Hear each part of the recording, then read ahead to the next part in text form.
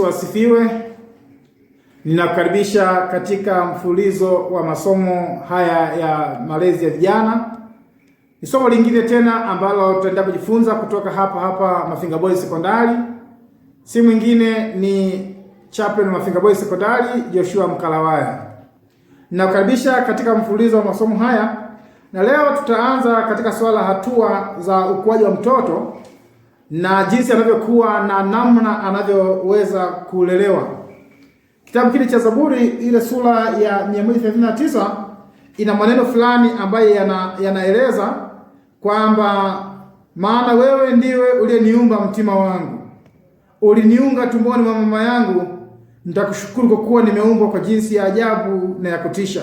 Mifupa yangu haikusitirika kwako, nilipoumbwa kwa siri, nilipoungwa kwa ustadi pande za chini za nchi. Macho yaliniona kabla sijakamilika. Kusoma ile Zaburi 139. Kwa hiyo watoto ni ahadi kutoka Mungu, na mtunga Zaburi anasema Bwana alinitengeneza, Bwana aliniumba, ananifahamu.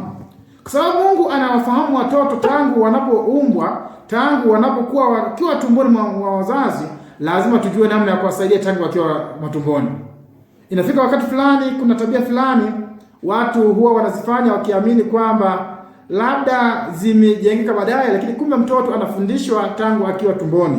Ndio maana tuna masomo ambayo yanafundishwa tangu mtoto akiwa na miaka 0 na kuendelea.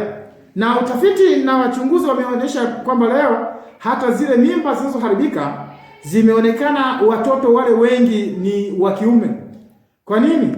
Ni kwa sababu ipo hivyo wa kiume walivyo.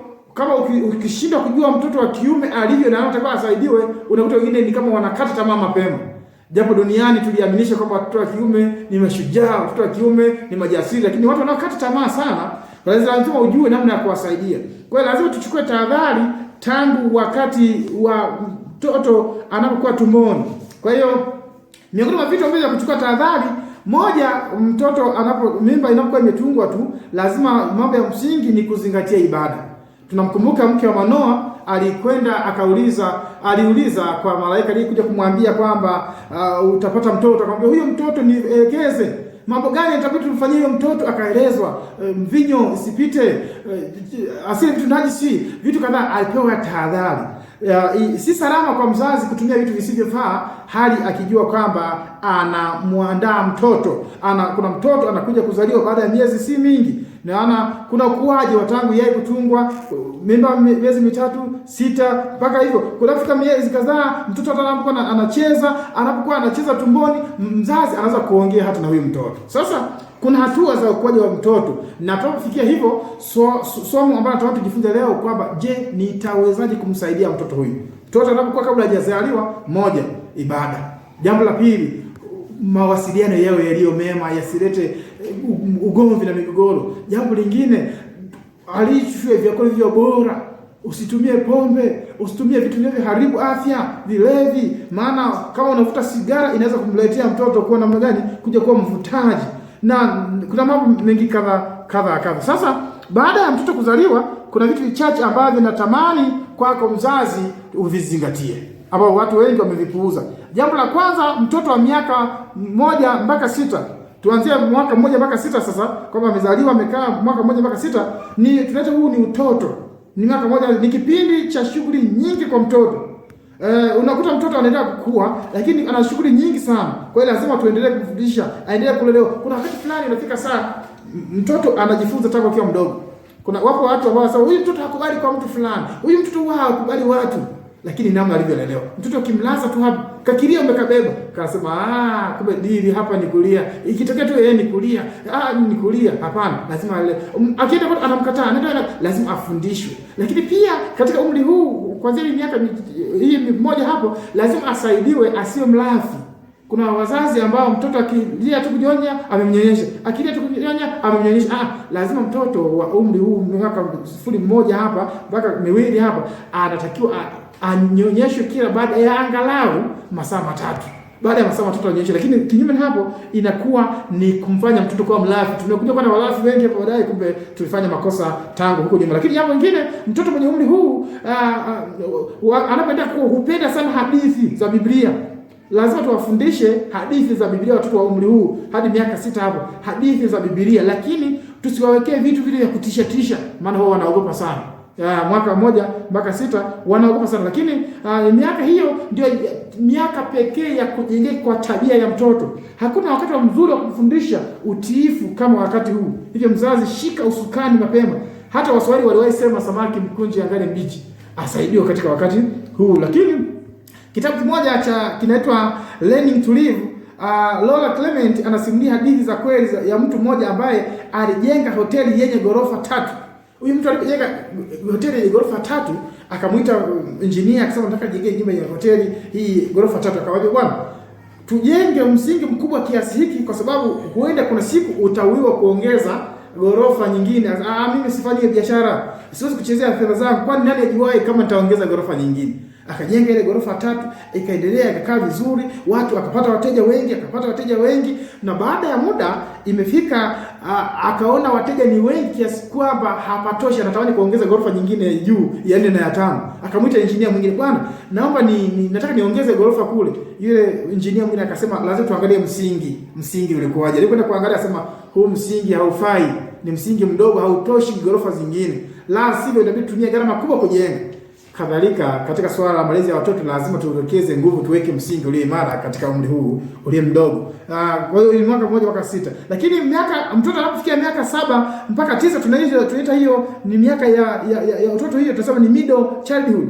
Umri huu pia huwa wana shughuli nyingi, lakini hizi zinakuwa zina malengo.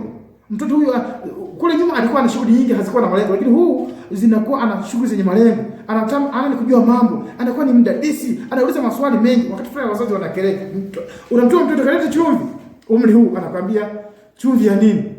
Anajua mnakula hapa, mnataka muongeze chumvi, anakuuliza chumvi ya nini? Unamjibu chumvi nataka tuongeze kwenye mboga. Kwa nini uongeze kwenye mboga? Kwa sababu haikukolea. Kwa nini haikukolea? Waliweka chache. Kwa nini waliweka chache? Sasa mzazi wakati fulani kama ujuza akakwazika, ukapata hasira kwamba sasa ukapiga hata makofi. Mtoto maswali gani haya? Lakini ni hatua ya ukuaji. Lazima tujifunze hilo. Ndio maana watoto namna hii tuwafundisha hadithi ya kweli. Tukiwafundisha hadithi zisizofaa watashika haya, lakini tuwafundisha habari ya hadithi zisizo kweli. Lakini mtoto huyu bado huwa anapendelea hadithi, lakini sio zinawafikirisha sana. Watakamani hadithi zilizo nzuri. Lakini umri mwingine unaitwa miaka 10 mpaka 12 ndio pre-adolescence. Yaani anakaribia na balehe, pre-adolescence. Kipindi hiki ni cha kelele na shughuli nyingi. Watoto wana afya ingawaje wanakuwa polepole. Hata hivyo wasichana wanakuwa haraka kuliko wavulana kimwili, kiakili na kihisia. Kwa hiyo ukiangalia wakati huu kiakili, watoto wa miaka 10 mpaka 12 lazima umfahamu huyu mtoto. Wana uwezo mkubwa wa kukariri mambo waliojifunza au kusoma. Kwa hiyo ni wakati mzuri mzazi, mwalimu akarisha mafungu ya Biblia. Wapatie vitu vizuri, wakariri, ndio huu wakati wasaidie. Ndio maana kutoka makanisani kuna pathfinders, kuna vitu vingine kama tuwasaidie katika vikundi, wafanye wajadili, wawasilishe, inawasaidia sana. Lakini kiroho hiki ni kipindi muhimu sana, kwani watoto wana hamu sana ya mambo ya kiroho, ya kidini, wanataka kujitoa maisha yao kwa Yesu na kuishi kwa ajili yake. Wengi wanajitoa ili wabatizwe katika kipindi hiki. Sasa ikiwa mzazi utamkataa mtoto asibatizwe katika kipindi hiki na ameamua kujitoa, kwa kikipita wanaacha sasa sibatizwe tena, sina mpango. Kwa hiyo lazima tuone namna ya kuwasikiliza na kuwasaidia watoto hawa. Lakini kijinsia, watoto wa umri huu, wavulana bado hawana haja sana na wasichana. Na hata wasichana huwa hawana haja na wavulana. Kipindi hiki ni kile ambacho hata kitaweza mduara mkisema tushikane mikono, utakuta kati ya wasichana na wavulana wanaachana mikono, hawashikani. Yaani hawataka kushikana mikono, wao wanajitenga. Ni kipindi hiki ambacho huwa kunakuwa hivi. Lakini ni wakati huu kiakili wanakuwa kijinsia wanakuwa hivi. Lakini kiakili watoto wa umri huu hupenda kuchunguza sana. Wanachunguza vitu ili waone jinsi vilivyotengenezwa, kisha anatengeneza tena. Unaweza kushangaa umeweka kitu redio yako anaifungua, anasema mtoto huyu ni mharibifu. Ni wakati wake anachunguza. Kimwili pia wao watoto wanakuwa na afya nzuri na wanapenda kufanya mazoezi ya kukimbia sana, wanapenda lugha ya asili, lugha ambazo wazazi au walimu hawaelewi. Wanakuwa wana vimisemo vyao, hata mwalimu akiwepo hapo hawezi kujua, akiwepo hata majina wanapeana majina. Unaweza kawepo hapo mzazi una jina lako ulijui, mwalimu na jina lako ulijui, ila ni kwa sababu ya vipindi hivi. Na ni kipindi ambacho wao wanapenda sana kujifunza habari za mashujaa. Tunaitwa wale heroes, anajifunza habari za fulani alivyoshinda, shujaa fulani, Yesu alikuwaje. Lazima wafundishwe katika wakati huu. Lakini baada hapo tunakwenda miaka 13 mpaka 15, inaitwa early adolescence. Hapa ndio shida inapoanzia. Adolescence ni kipindi ambacho watoto hukua kwa kasi sana na kwamba viungo vingine vya mwili vinakuwa haraka zaidi. Katika miaka ya 13 mpaka 15 unakuta mtoto labda ni wa kike anarefuka tu miguu. Mwili hauna ushirikiano. Labda mwingine ni miguu tu, mwingine ni mikono, mwingine usimseme vibaya kwamba muone alivyo na shingo ndefu kama ya twiga. Muone alivyo na miguu mirefu si kama nini.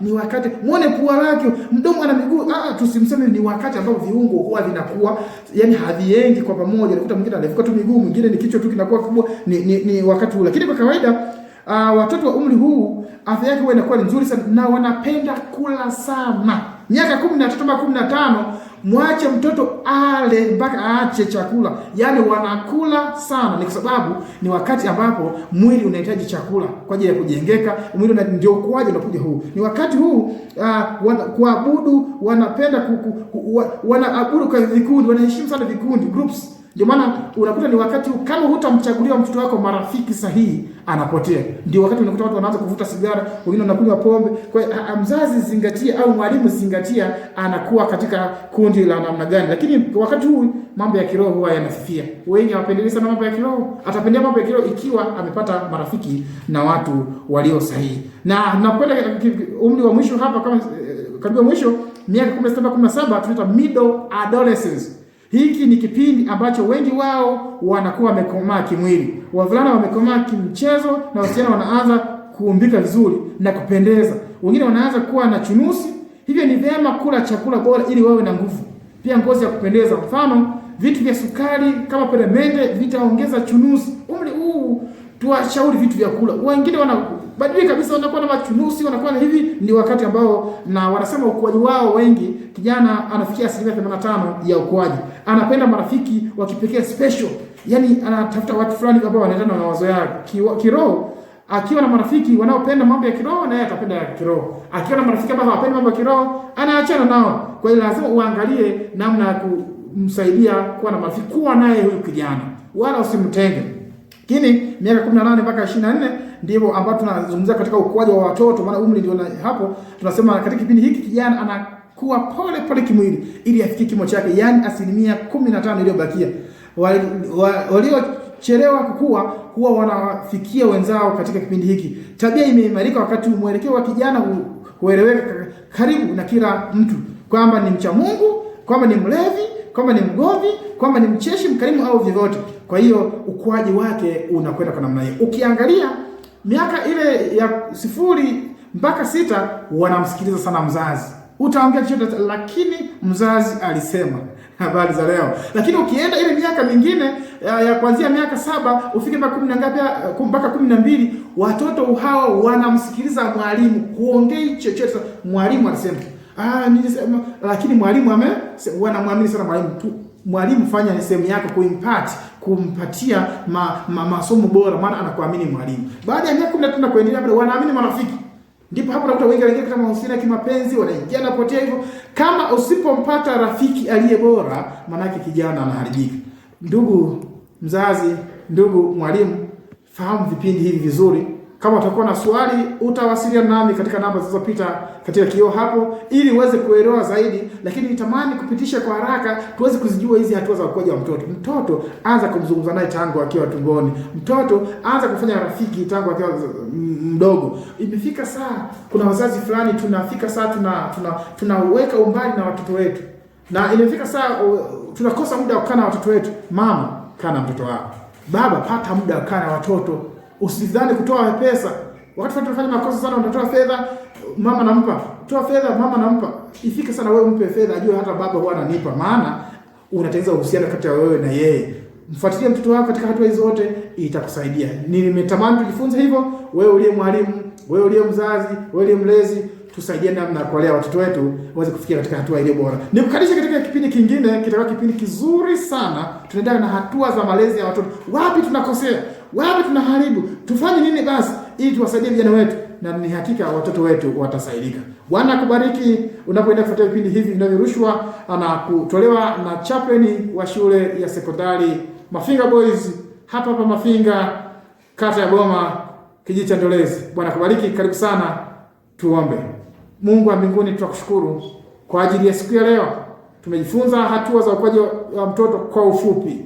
Tunaomba msaidie yule mzazi anayenisikiliza, msaidie yule mwalimu anayenitazama, msaidie yule mtoto mwenyewe anayesikiliza, ajue yuko wapi na afanye nini.